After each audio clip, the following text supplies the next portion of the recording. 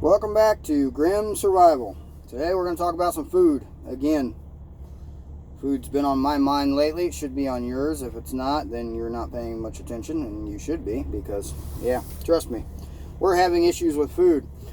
I see it every day. I see cornfields and soybean fields. I mean, I drive past literally hundreds of these things every day, every single day.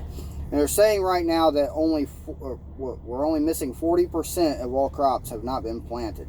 That's what they're saying. And they're making light of it like it's not really a bad thing. 40%, we still have 60% of all of our crops planted, and we always plant more than what we need, so 60% will get us through. We won't all starve to death.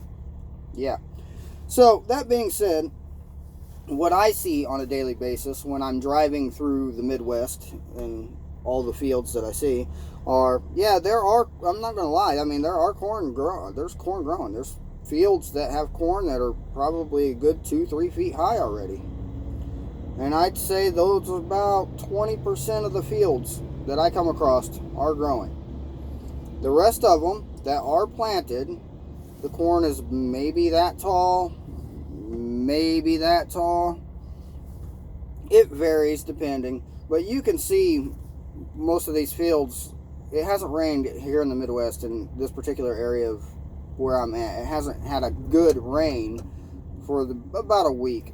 We're looking at about 5 to 6 days of 90-degree or hotter weather.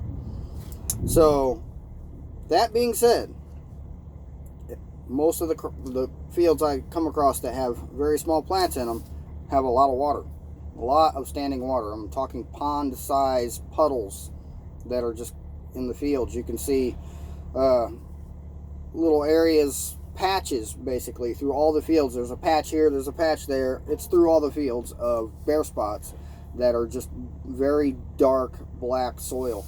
And if you know anything about soil, when it's dark and black, it's probably wet. So, yeah. I see it in soybean fields, I see it in cornfields. I mean, it's not growing. So, 60% of our crops are planted. That does not mean 60% of our crops are growing. Not at all. Not even a little. So, I would guesstimate, now don't quote me on this because I haven't done much research. I have done some, but I would guess that we're looking probably more like 40% of all the crops are actually growing. And that's a hopeful estimate on my part because I believe it's probably a little lower than that, actually. So corn takes about 100 days at the high end to go from seed to edible. That being said, it's July. We're in July now. Corn is this tall to this tall in the majority of the fields that I come across. Do you think in 100 days, which if you go 100 days from the beginning of July, we're looking October-ish, a little deep into October. Do you think the corn's going to survive a frost if we have an early frost?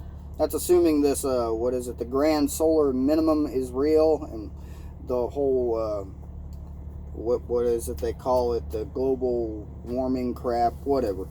Anyway, if global warming isn't real and the grand solar minimum is actually happening, which I don't care to believe any of it, I just look at what's around me, but let's just say that somebody who said that is right. There's a grand solar minimum. Come October, we're going to have frost, and we're not going to have live corn because the frost is going to kill it. So, yeah. What's that mean for me and you?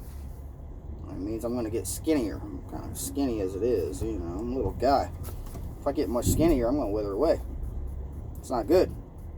Store food. If you're not storing food now, well, it's probably too late. So, yeah, I'm just going to be grim with you. It's probably too late. You're going to die. You're going to die sooner or later anyway.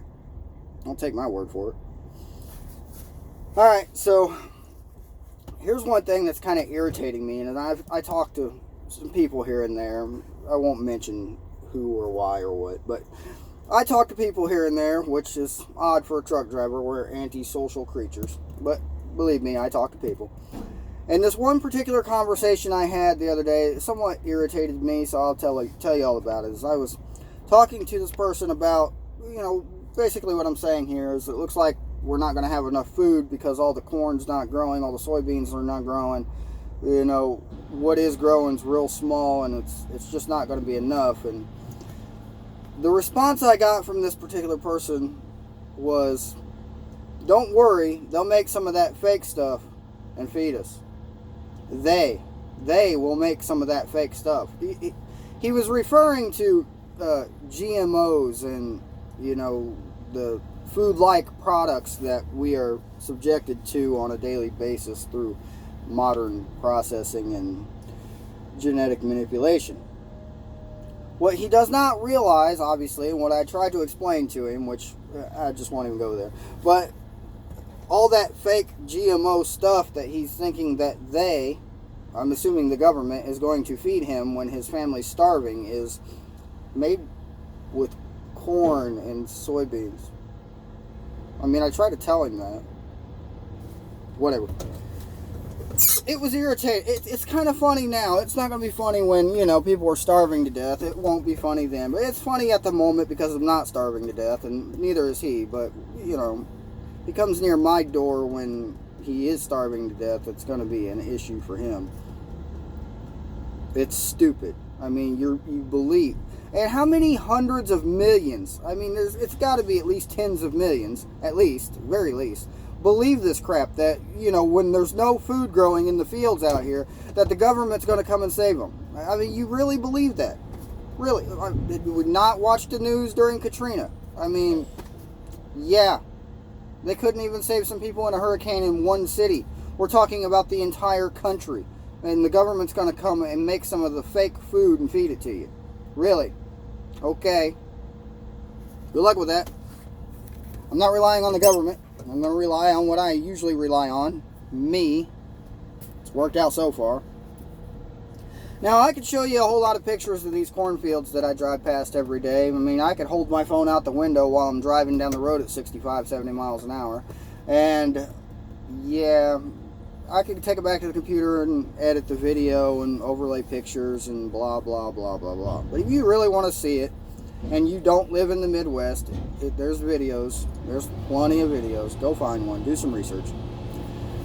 But, long story short, store food, or we're all going to die. You're all going to die. Yeah, don't include me. I'm not included in this. But yeah, store food, seriously. Anyway, survival's grim. See you later.